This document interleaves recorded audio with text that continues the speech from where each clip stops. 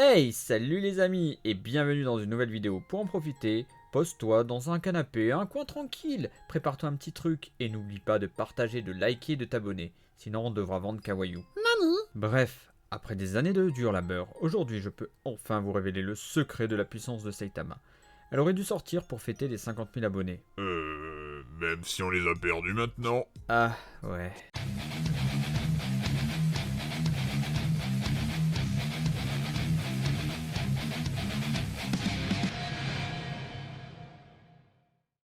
Bah, on comptera sur ceux qui viendront un jour. Bref, cela faisait longtemps. One Punch Man a permis à cette chaîne d'exister sur YouTube, et j'ai cherché, comme des millions de personnes à travers le monde, à connaître son secret. J'ai déjà parlé de la puissance de Saitama, il y a eu plein de vidéos différentes, comment le vaincre et tout, et donc je vous invite à aller les voir si vous n'avez pas encore vu, ou sinon il y aura un lien dans la description, et si j'oublie, demandez-le moi. On parle de Saitama, mais il y a aussi Mob Psycho 100, dont le titre de la vidéo. Cet adolescent, introverti, possède des pouvoirs télékinésiques, psychiques, capables littéralement de détruire le monde. Nous avons donc deux personnages créés par One, qui est l'auteur de ces derniers. Ces deux héros ont une racine commune et un terrible secret au niveau de leur puissance. En effet, Saitama a hérité d'une puissance lors d'un entraînement de 3 ans environ, et Mob est né avec une puissance qui n'a cessé d'évoluer par-delà les années. Et si je vous disais que ces univers sont étroitement liés? Si on se tourne dans l'univers de One Punch Man, on nous montre un Saitama blasé, ne pouvant plus évoluer, ayant atteint les sommets. C'est alors que j'ai commencé à décortiquer le manga à la loupe, ainsi que l'anime. Je suis parti sur 10 théories complètement loufoques, complètement folles. La première, c'était Saitama qui était un alien, et je l'ai mis à la poubelle. La légende de la dent arrachée, à la poubelle aussi. Et là, parmi toutes ces recherches, toutes ces théories, je suis arrivé à la 3e saison. La future 3e saison, je voudrais dire. Avec les scans, et je me suis rendu compte d'un truc. Attention, spoiler. Si tu veux éviter le spoil, je t'invite à aller à ce timecode. C'est bon, je pense que tout le monde est parti. On peut y aller.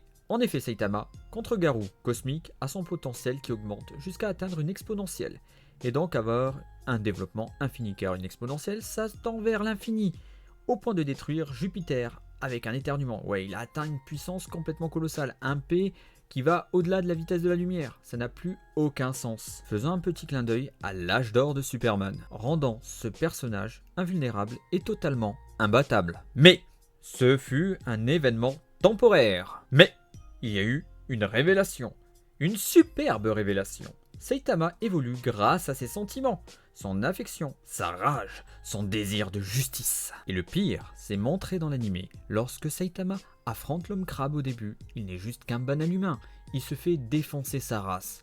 Et pourtant, au bout d'un moment, s'enclenche quelque chose d'inouï, quelque chose qui va lui provoquer une force de traction considérable et va permettre d'énucléer l'œil de ce crustacé. Mais ça serait trop facile de l'expliquer juste par le pouvoir des sentiments. Retournons chez Mob Psycho. Mob doit compenser le fait qu'il a une puissance qui explose lorsque son stress ou ses émotions atteignent les 100%. Et là, j'ai compris que leurs puissances sont liées à leur cerveau et aux émotions. Mais on n'a pas parlé des limiteurs. C'est quoi l'histoire des limiteurs?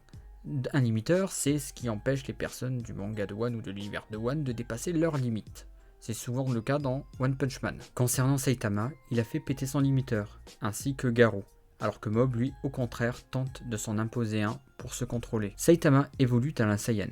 Il a des sensations, des émotions qui le font évoluer, tel un effet placebo. Alors c'est quoi un placebo? Tu crois qu'un remède va te soigner, et il provoque un effet qui est proche du médicament, alors que c'est un sucre ou un autre. Il n'y a pas d'effet pharmacologique. Donc, la psychologie est très importante dans un traitement médicamenteux. Il faut que vous reteniez quelque chose de très important, le mental est le centre de tout. Donc, même dans le médical, lorsqu'il y a un accident, le cerveau sera le premier organe à sauver en cas d'urgence. D'ailleurs, dans un futur lointain, on pourra remplacer tout notre organisme, mais peut-être pas le cerveau qui restera la pièce centrale de notre psyché et de notre âme. Les univers créés par One ont une morale. La puissance est liée à l'état d'esprit des personnages vivant dans ces univers. Ils doivent penser à faire le bien, respecter une certaine éthique, une certaine justice, tenter d'aider son prochain, sans rechercher la gloire ni la reconnaissance. Restons des héros de l'ombre. Concernant Saitama, son entraînement a été des plus modestes.